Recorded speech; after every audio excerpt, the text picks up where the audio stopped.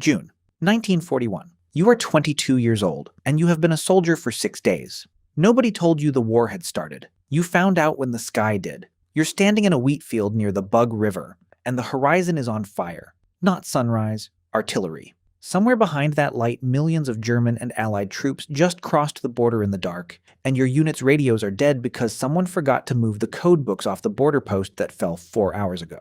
Your commanding officer is dead.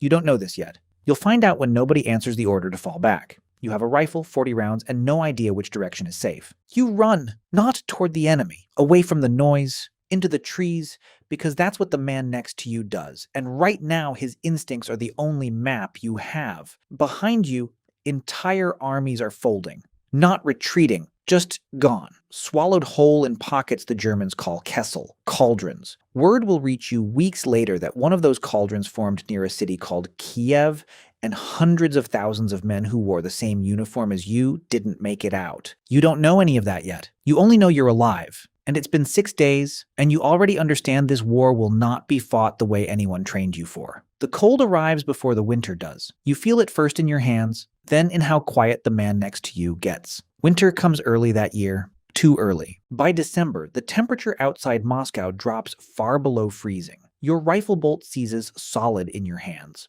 Across the line, German tank engines won't turn over. The oil in them has gone to sludge overnight, because nobody in Berlin planned for a Russian winter. It's one of the only advantages you have, and it isn't skill.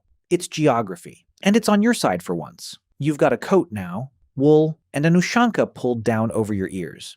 The men across the line are still in autumn uniforms because Berlin told them the war would be over by autumn.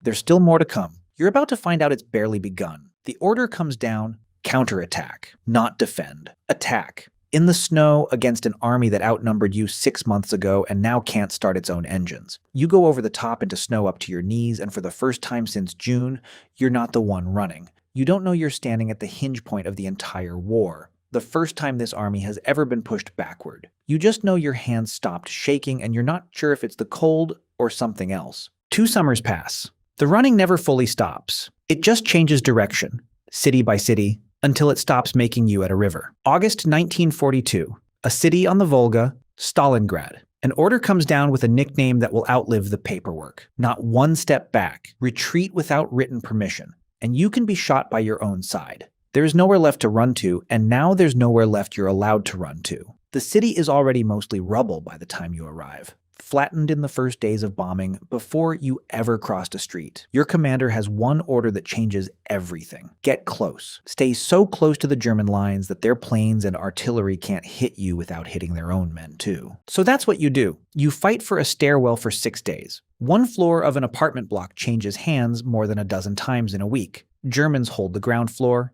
you hold the floor above, and the fighting happens through ceilings and shared walls. Men here have started calling this the Rat War, because that's what it's become. Not a battlefield. A maze of basements where you never see more than 10 meters in any direction. Then, in November, the trap closes the other way. A Soviet pincer swings around behind the German lines and seals them in. An entire army, encircled in the ruins they thought they'd already won. You watch soldiers who spent months trying to kill you start starving instead. By February, it's over. Tens of thousands of prisoners are marched out of a city that barely has buildings left standing. Most of them will never see Germany again. You survived Stalingrad. You don't feel like it yet. The next summer, you're not running or starving. You're digging. And this time, you know exactly what's coming. July 1943, Kursk. For once, command saw it coming, and you've spent weeks with a shovel instead of a rifle. Trenches, minefields, tank ditches, layered deep. Built to let the German offensive break itself against your ground instead of chasing it. Then it arrives. Every tank either side can throw, converging near a village called Prokhorovka. And you're not in one of them. You're in a trench. And what you remember isn't strategy. It's the sound. Engines and shell fire so constant, it stops registering as noise and becomes something closer to weather. When it finally ends, the German offensive is broken, and it never gets the initiative back. From here, you stop defending. You start advancing. And you don't stop for 2 years. Poland passes under your boots. Then it's Germany itself, and then it's one hill standing between you and the end of everything. April 1945, the Silo Heights, the last line before Berlin. You are not the same soldier who ran through a wheat field in June of 1941. Half the men who stood beside you that day are gone. You stopped counting which ones a long time ago. Searchlights rake the German line before dawn, trying to blind the defenders. It half works. The line holds for 3 brutal days before it finally breaks. One of the costliest fights of the entire war, this close to the end.